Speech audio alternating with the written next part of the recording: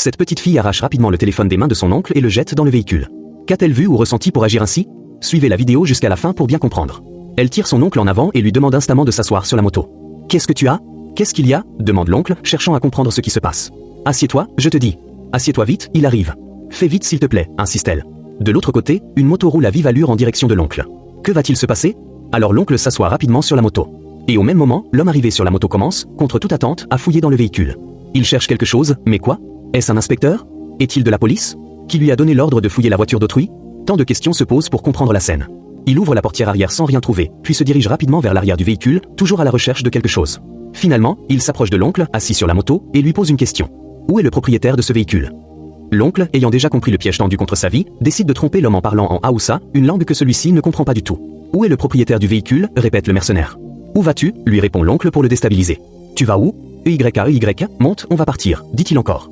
L'homme repart vers le véhicule, puis revient à nouveau vers l'oncle pour reposer la même question. Où est le propriétaire de ce véhicule? Il est parti où? Insiste-t-il, sans savoir que le propriétaire est justement devant lui. Moi je ne parle pas Haoussa, rétorque le monsieur. Dis-moi où est le propriétaire du véhicule. L'oncle lui répond alors en pointant le véhicule, je ne sais pas, je ne connais rien de ce que tu dis, jure-t-il même. Le mercenaire, ne trouvant rien, est donc obligé de repartir. Cela surprend l'oncle, qui comprend enfin pourquoi sa nièce lui avait demandé de monter si vite sur la moto. Il reste bouche bée. Le mercenaire se met alors au téléphone pour faire le point de la situation. Maman, vous êtes là, dit-il avant de continuer. Le véhicule dont vous avez parlé n'est pas celui qui est ici. Le véhicule avec l'immatriculation du Nigeria 226, insiste la dame au téléphone. 226? Oui, c'est bien celui-ci, mais il est vide. Je vous dis que personne n'est dedans. Personne n'est là, madame, c'est moi qui vous parle. Ne me faites pas perdre mon temps, madame. Mon travail n'est pas à discuter. Le prix est déjà fixé, et je viendrai chercher mon argent chez vous, affirme-t-il. Ce que tu dis là. Moi je dis que le véhicule est là actuellement. Tu me dis que personne n'est dedans? Tu ne connais pas ton travail. Dis seulement que tu ne sais pas faire ton travail. Je ne suis pas content de toi. Tu vas me donner mon argent, c'est moi qui te parle, menace le mercenaire. Tu m'insultes? Tu me cries dessus, dit-il à la dame. D'accord, je viens là-bas. Ce que tu viens de dire au téléphone, tu vas me le dire en face. La tension est à son comble dans cette affaire. Est-ce une trahison déguisée? Attendons de voir la suite. Insensé que tu es. J'arrive pour toi. Taxi-moto, allons-y, ordonne-t-il.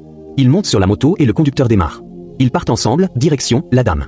L'oncle est stupéfait. Il n'en revient pas. Comment une personne aussi proche de lui peut vouloir attenter à sa vie? C'est pour ça que je vous disais de venir vite vous asseoir ici, dit la nièce. J'étais là quand la femme lui disait de venir vous éliminer, confesse-t-elle. Tu étais là quand la femme disait de venir m'éliminer? Oui, répond la nièce. Mais qui est cette femme? Je ne la connais pas, répond encore la nièce. Comment est-elle? Demande l'oncle. Elle est grande, répond la petite. Mais pourquoi? Pourquoi planifier une telle chose contre moi? Qu'est-ce que je lui ai fait? Se demande l'oncle, ne sachant pas encore que c'est sa propre femme qui est derrière ce complot. Elle a orchestré sa mort pour s'emparer de son véhicule.